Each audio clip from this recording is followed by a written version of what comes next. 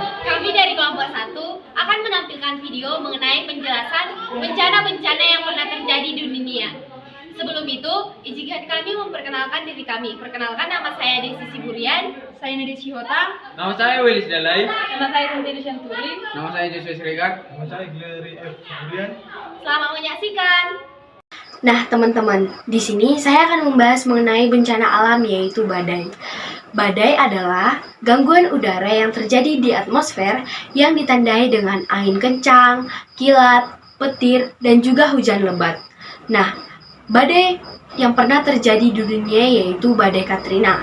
Badai ini menghancurkan kota-kota di wilayah Amerika Serikat, terutama di bagian selatan, dan juga memperondak-perondakkan yaitu kota-kota seperti New Orleans, Alabama, Mississippi, dan juga Louisiana. Nah, badai ini dimulai pada tanggal 25 Agustus 2005 sampai pada tanggal 31 Agustus 2005. Nah, di sini saya akan membahas mengenai bagaimana penyebab terjadinya badai. Badai terjadi melalui 4 tahap. Yang pertama adalah suhu air laut yang tinggi. Akibat dari suhu air laut yang tinggi dari 50 meter sampai dengan 26,5 derajat Celcius. Yang kedua adalah suhu atmosfer yang menurun secara drastis. Akibat dari suhu atmosfer yang turun secara drastis dan dibarengi dengan suhu air laut yang tinggi, ini mengakibatkan adanya kelembapan udara yang bergerak secara konveksi. Karena hal itu membuat melepas kandungan airnya. Yang ketiga adalah kelembapan udara. Kelembapan udara ini terjadi akibat dari yang tadi, yaitu suhu atmosfer yang turun secara drastis. Dan ini sangat berpengaruh terhadap terjadinya badai. Yang keempat adalah jarak minimum 500 km dari garis khatulistiwa. Proses terjadinya badai itu berada di antara garis lintang 0 derajat atau garis khatulistiwa. Nah, di sini saya akan membahas mengenai juga kerugian akibat dari badai Katrina ini. Wilayah New Orleans sangat mengalami kerugian yang cukup parah dibandingkan dengan kota-kota lainnya karena dekat sangat dengan terjadinya badai tersebut. Nah, yang kedua itu 50.000 warga New Orleans itu jadinya mengungsi. Dan yang terakhir yaitu menghancurkan kilang minyak Amerika Serikat. Kita tahu jelas bahwa Amerika Serikat itu mempunyai kilang minyak yang sangat tinggi dan juga ini menghancurkan 113 lokasi tambang minyak dan gas dan 457 saluran pipa migas itu hancur. Nah, penanggulangan yang dibuat oleh pemerintah yaitu dikerahkannya 11.000 tentara militer untuk membantu para pengungsi yang terjadi di wilayah kota yang cukup parah tersebut dan juga beberapa dikerahkan di wilayah kota-kota yang mengalami keringanan yang cukup. Nah, juga banyak pengungsi sekitar 75.000 orang mengungsi di suatu tempat pemerintah yang sudah disediakan. Katrina grows into a Category 1 hurricane with 80-mile-an-hour winds it sideswipes through Florida, just north of Miami. By midnight, over 1 million homes lose power. 11 lives are lost. It makes landfall at 6 a.m., 60 miles southeast of New Orleans. Its 140-mile-an-hour winds pummel the coasts of Louisiana, Mississippi, and Alabama. Nah, di sini saya akan membahas mengenai bencana yaitu gempa bumi. Gempa bumi secara umum terbentuk akibat dari gempa bumi tektonik, vulkanik, dan juga lempeng-lempeng yang ada di wilayah tersebut. Nah, di sini saya akan membahas mengenai gempa bumi yang pernah terjadi di dunia, yaitu gempa bumi Taiwan, tepatnya pada tanggal 3 April 2024. Pada tanggal 3 April 2024, gempa bumi dengan magnitudo 7,4 mengguncang 18 km. Nah, di mana diantaranya selatan dan sebelah barat daya kota Hualien. Gempa ini berpusat di wilayah Taiwan. Gempa bumi ini juga mengguncang wilayah sejauh Tiongkok, Shanghai, dan juga Provinsi Fujian. Nah, gempa bumi ini merupakan gempa terbesar sejak 1999. Nah, mengapa demikian? Nah, sebelumnya menurut Badan Meteorologi bahwa di negara Taiwan sering terjadi yaitu gempa bumi. Maka dari itu, mengapa bisa terjadi? Mari kita bahas di bagian penyebab terjadinya gempa bumi ini sering terjadi di negara Taiwan. Saya akan membahas mengenai penyebab terjadinya gempa bumi Taiwan yang sering terjadi. Nah, sebelumnya kita tahu bahwa Pulau Taiwan adalah hasil dari benturan yang tengah berlangsung antara lempeng Eurasia dan juga lempeng Eurasia Laut Filipina. Akibat dari tumpukan lempeng tersebut mengakibatkan 3 blok litosfer dan dipisahkan 2 jahitan di Pulau Taiwan tersebut. Nah, di sebelah timur Taiwan terdapat sesar longitudinal yang merupakan ini lapisan aktif. Lembah ini sangat aktif secara seismik dan juga patahan yang makin matang tersebut kemudian memisahkan Pulau Taiwan menjadi 2 domain. Yang pertama itu adalah domain Hualien dan juga domain Tatung. Nah, domain Hualien ini bersifat simetrik dan juga terperinci dan berada di tingkat yang lebih rendah. Sedangkan domain Tatung ini sesarnya miring dan juga berada di tempat yang lebih tinggi. Karena hal itu, itulah yang mengakibatkan sering terjadinya gempa bumi di Taiwan akibat dari persimpangan 2 lempeng tersebut. Nah, kerugian apa yang terjadi akibat dari gempa bumi pada tanggal 3 April 2024 tersebut? Gempa bumi ini meruntuhkan bangunan-bangunan di sekitar selatan dan barat daya tersebut dan juga mengakibatkan gempa susulan di pulau selatan bagian Jepang. Nah, bangunan-bangunan runtuh, listrik padam dan juga 127 orang terjebak di lorong dan juga 50 orang terjebak di minibus. Nah, bagaimana sih penanganan pemerintah? Nah, sebelumnya, kita harus belajar dari bagaimana penanganan gempa bumi di Taiwan yang sering terjadi. Pemerintah melakukan secara sigap bagaimana cara menangani. Akibat dari gempa bumi di Taiwan ini sering terjadi, maka diberlakukanlah sebuah organisasi tersebut yang dapat menangani korban-korban yang dalam evakuasi gempa bumi tersebut. Pada gempa bumi yang terjadi 3 April 2024, dikerahkanlah seorang atau organisasi penanganan kesehatan untuk menangani evakuasi korban-korban tersebut. Sekian penjelasan saya, terima kasih. Gempa berkekuatan 7,2 magnitudo mengguncang Taiwan pada Rabu pagi.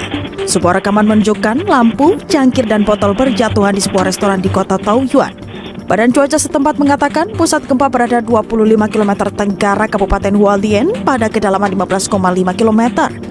Seorang saksi menyebut puluhan gempa susulan terjadi dan berdampak pada beberapa wilayah di dekatnya. Gempa susulan juga mengguncang beberapa kota di Provinsi Zhejiang, Tiongkok. Rekaman di kota Huzhou menunjukkan lampu yang bergantung dan beberapa perabotan rumah tangga pecah akibat gempa ini. Peringatan evakuasi di sebuah sekolah membuat para murid, staf, dan guru berlarian keluar gedung setelah sirine berbunyi. Melewati jalanan yang tertutup oleh bebatuan, petugas pertolongan menyelamatkan seorang pria dari jalan yang diblokir di Taichung, Taiwan. Pria berusia 50 tahun yang terjebak di dalam truk ini pun kemudian dilarikan ke rumah sakit untuk mendapatkan perawatan medis.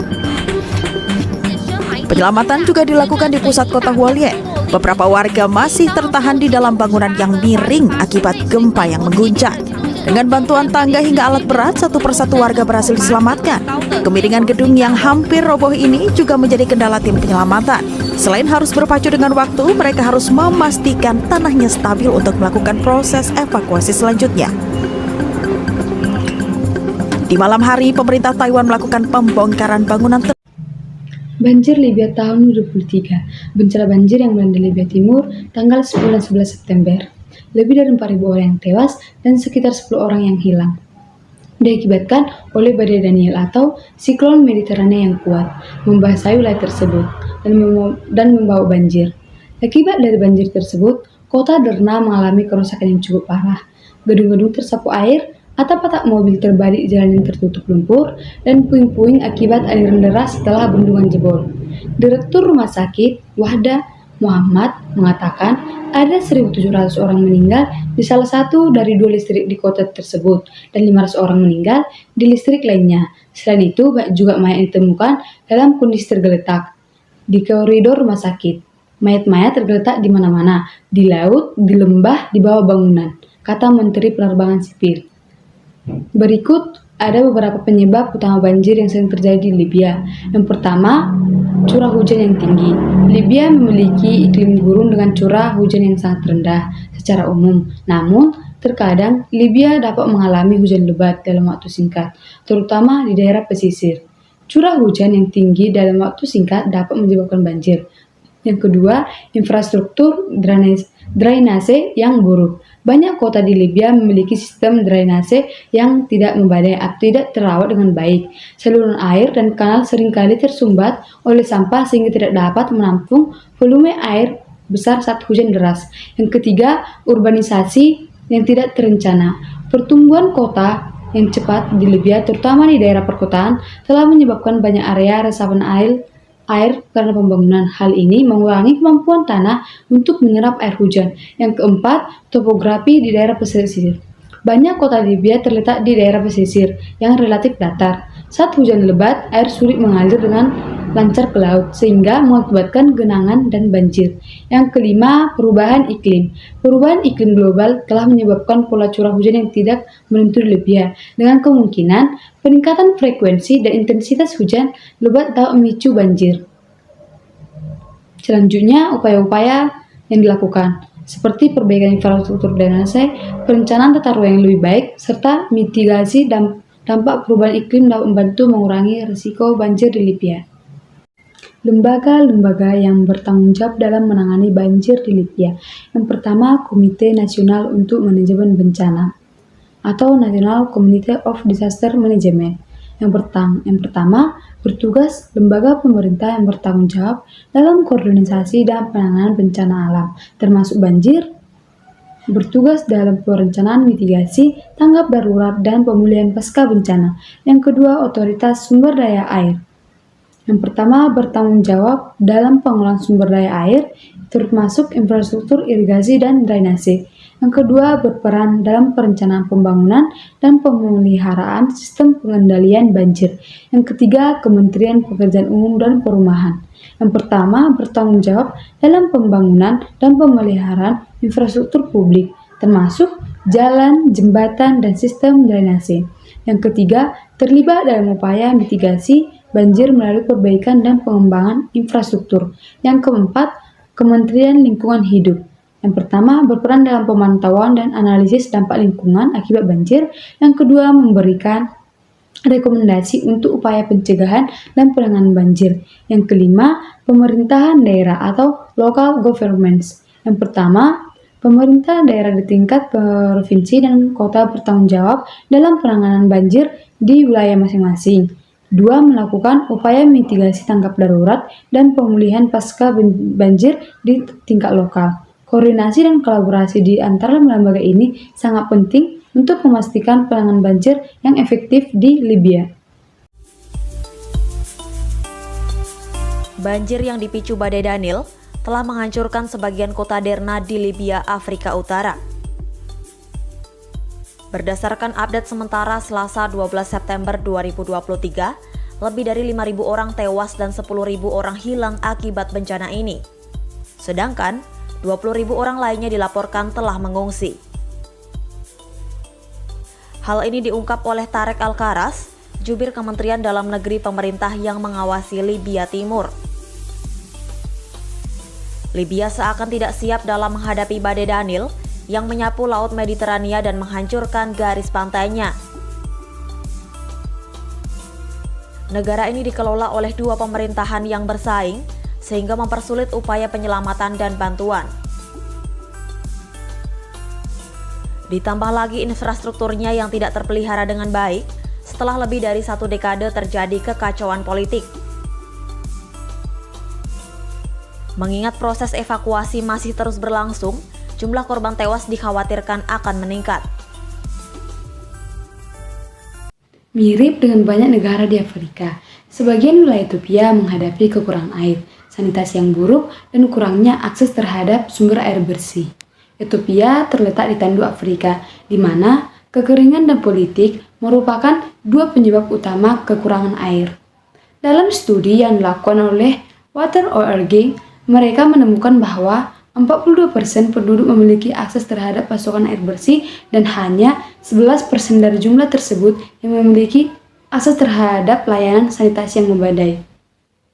Di daerah yang pedesaan, angka ini bahkan turun lebih rendah lagi, sehingga menimbulkan masalah kesehatan bagi penduduk desa dan juga hewan peliharaan mereka.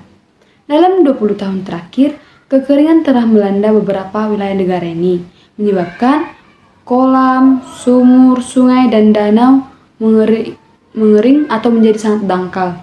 Banyak orang yang tinggal di luar kota mengambil air sumber air dangkal ini, yang seringkali terkontaminasi dengan kotoran manusia dan hewan, cacing atau penyakit. Selama kekeringan yang berlangsung berbulan-bulan atau terkadang bertahun-tahun, penyakit merajalela di desa-desa dan kota-kota kecil. Seringkali air untuk mandi tidak mencukupi, sehingga menyebabkan infeksi dan penyakit pada anak-anak. Penyakit yang dikeluarkan melalui air seperti kolera atau diare merupakan penyebab utama kematian anak balita di Ethiopia. Selain penyakit, banyak anak-anak Ethiopia, terutama perempuan, menghadapi masalah sekolah. Secara statistik, hanya 45% anak-anak yang bersekolah di sekolah dasar. Yang lainnya disuruh untuk bekerja mengumpulkan air setiap hari atau setiap pagi dan membantu keluarga mencari uang. Sejak tahun 1983 hingga 1985, Ethiopia telah mengalami sejumlah kekeringan, terutama pada tahun 1998, 2000, 2002, 2003, hingga 2015. Para pecinta cuaca mungkin akan langsung menyadari adanya hubungan umum antara beberapa peristiwa kekeringan berikut dengan El Nino. Menurut Atlas Air Tanah Afrika, Mega SS, Ethiopia memiliki potensi air tanah yang tinggi di daerah dataran tinggi karena sebagian besar batuannya permeabel. Adalah mineral yang terjal yang dapat menghambat pergerakan rig pengeboran.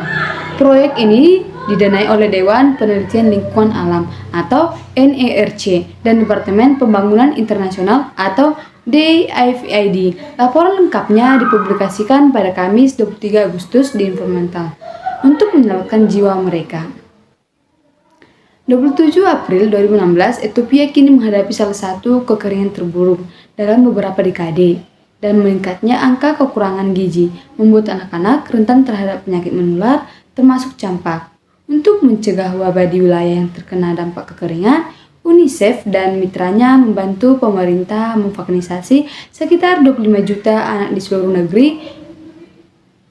untuk divaksinasi dan kehilangan seluruh ternaknya karena kekeringan. Penduduk Oromia lainnya memiliki 300 ekor ternak dan kini tersisa 27 ekor. Di zona Borena saja 537.000 ekor ternak mati karena kekurangan padang rumput dan air. Kebakaran California 23 Juli 2023. Kebakaran hutan Belanda, ribuan hektar lahan di California, Amerika Serikat, Sabtu 23 Juli 2022. Bencana ini terjadi sehari jutaan orang Amerika beraktivitas di tengah gelombang panas. Gelombang panas sendiri membuat sejumlah wilayah rentan terhadap kebakaran hutan.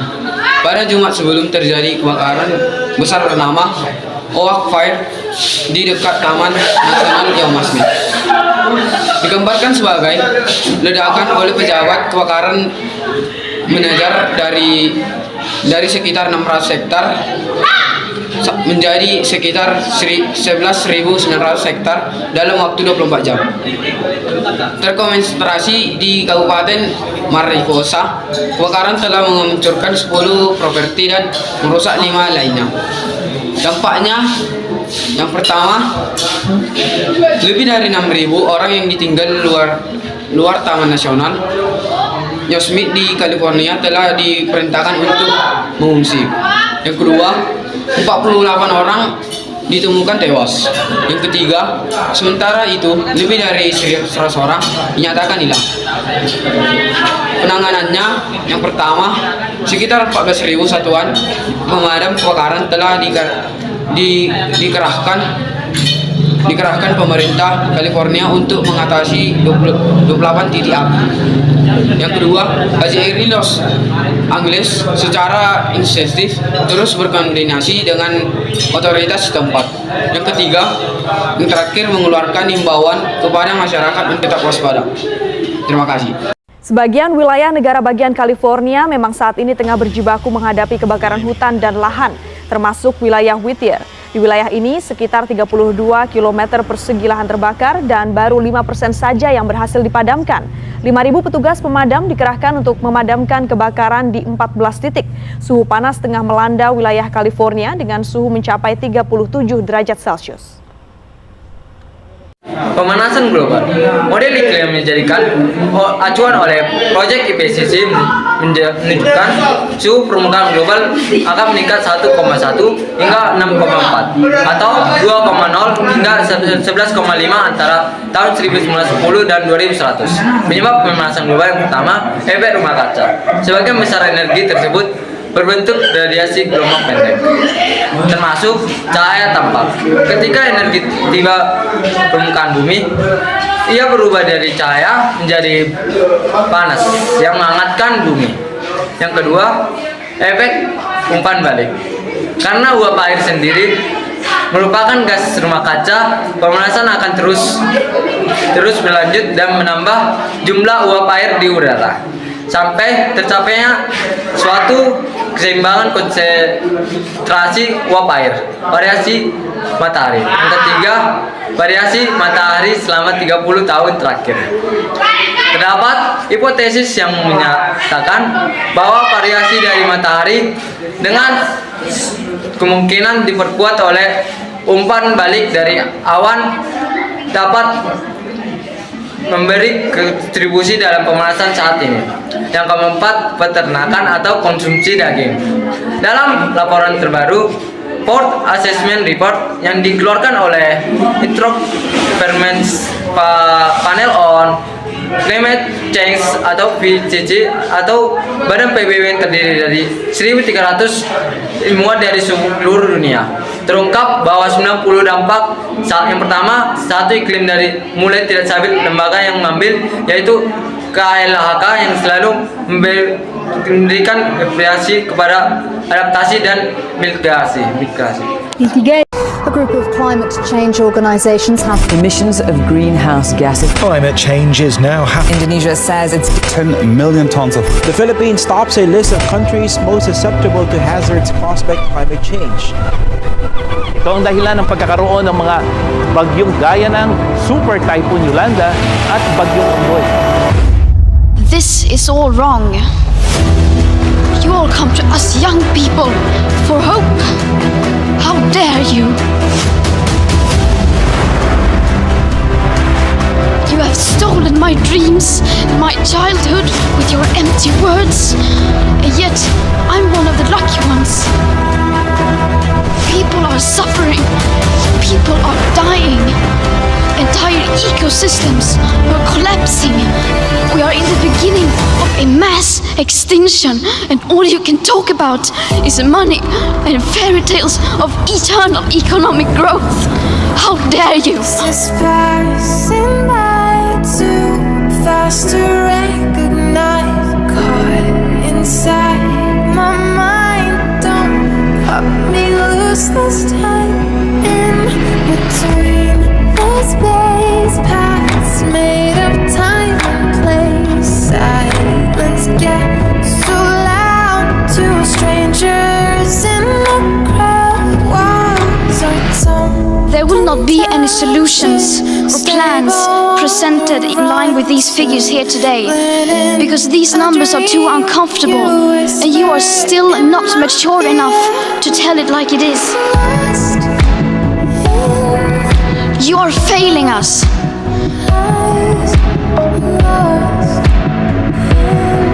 But the young people are starting to understand your betrayal. The eyes of all future generations. Di sini saya akan bahas tentang gunung meletus Gunung Ruang Siteru, yang dimana Gunung Ruang di Kabupaten Sitaro, Kepulauan Sulawesi Utara atau Sulut meletus dan mengeluarkan semburan abu vulkanik setinggi 500 meter pada Selasa 14 April 2024. Sebelumnya, Pusat Vulkanologi dan Mitigasi Bencana Geologi atau BMBG Kementerian SDM menaikkan status Gunung Ruang di Kabupaten Sitaro, Sulawesi Utara dari level 1 atau normal menjadi level 2 atau waspada. Berdasarkan hasil pantauan dari gambar peralatan yang menunjukkan adanya peningkatan aktivitas gunung berapi tingkat aktivitas gunung ruang dinaikkan dari level 1 atau normal menjadi level 2 atau waspada mulai tanggal 16 April 2004 pada 10 waktu Indonesia Tengah. Penyebab dari gunung ruang meletus yaitu gunung ruang memiliki karakteristik erupsi eksplosif. Ancaman dari gunung ruang berupa erupsi eksplosif dan menghasilkan awan panas. Letusan eksplosif terjadi ketika magma yang lebih kental dan dingin seperti andesit mencapai permukaan. Gas yang terlalu tidak dapat keluar secara mudah yang menyebabkan peningkatan tekanan hingga terjadi ledakan gas yang melontarkan lava dan gas ke udara.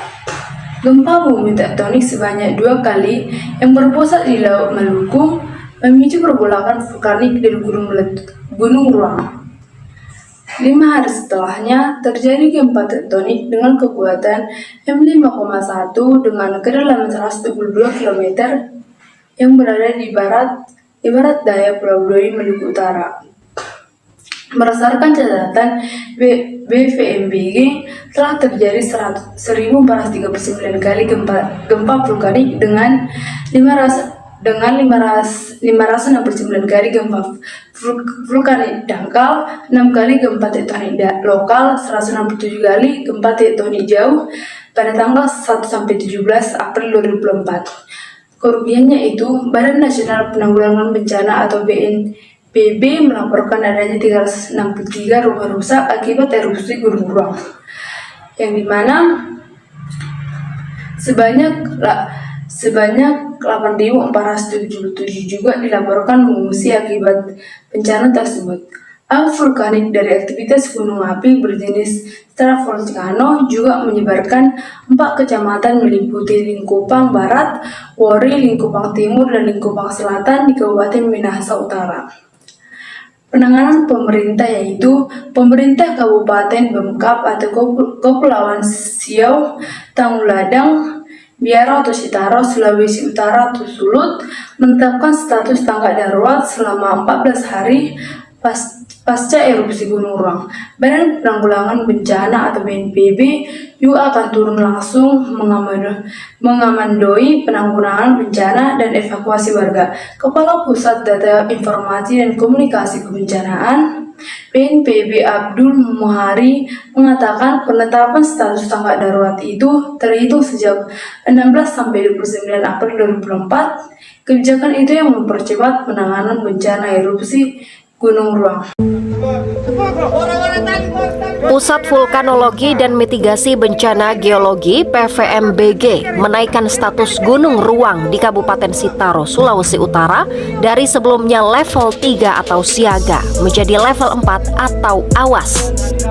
Perubahan status itu terhitung mulai Rabu 17 April 2024 pukul 21.00 waktu Indonesia Tengah dengan rekomendasi 6 km dari puncak. PVMBG mengatakan kekuatan erupsi gunung ruang semakin besar dan sudah mengeluarkan awan panas lebih kurang 1,7. Bencana tanah longsor, Tanah Toraja. Lokasi bencana alam tanah longsor yang terjadi pada kecamatan di Kabupaten Tanah Toraja, Sabtu 13 April 2024. Kedua lokasi longsor itu masing-masing di Dusun Palangkang, Kelurahan Manggau, Kecamatan Makale, dan Dusun Parangtang, Lembang Radan Batu, Kecamatan Makale Selatan. Penyebab bencana tersebut adalah yang pertama mengklaim pembukaan lahan menggunakan racun yang dilakukan warga adalah salah satu faktor. Yang kedua, kemiringan lereng tebing yang terjal dengan topografi cengkungan lembang pada perbukitan. Yang ketiga, sifat tanah pelapukan yang sarang dan mudah lurus jika terkena air. Yang keempat, curah hujan yang tinggi dengan durasi yang cukup lama sebelum terjadi gerakan tanah. Dampak bencana tersebut 16 orang meninggal dunia akibat tertimbun material longsor, 2 orang luka-luka, 6 unit bangunan rumah rusak berat terseret dan terimbun material longsor. Tanggapan pemerintah sebagai berikut. Pemerintah Provinsi Sulawesi Selatan Sulsel menetapkan status tanggap darurat bencana longsor di Kabupaten Tanah Toraja. Penetapan bencana alam itu dilakukan usia menjadi perhatian publik lantaran menewaskan belasan warga. Pada kunjungan itu juga PJ Gubernur Bantiar juga memberikan santunan kematian kepada keluarga korban. Bantiar juga menyerahkan bantuan 1 ton beras dan musprastok yang diserahkan kepada Bupati Tanah Toraja. Kabupaten Tanah Toraja, Provinsi Sulawesi Selatan. Total ada 19 warga tertimbun longsor, 2 orang saat ini dirawat di rumah sakit, sementara 2 orang lagi masih hilang dan kini dalam proses pencarian. Situasi di lokasi longsor Minggu sore masih hujan dan dikhawatirkan terjadi longsor susulan. Longsor terjadi pada Sabtu malam di Palangka, Kelurahan Manggau, Kecamatan Makale, Tanah Toraja. 4 rumah rusak diterjang longsor. Saat proses pencarian, sejumlah warga berhamburan lari menyelamatkan diri dari longsor.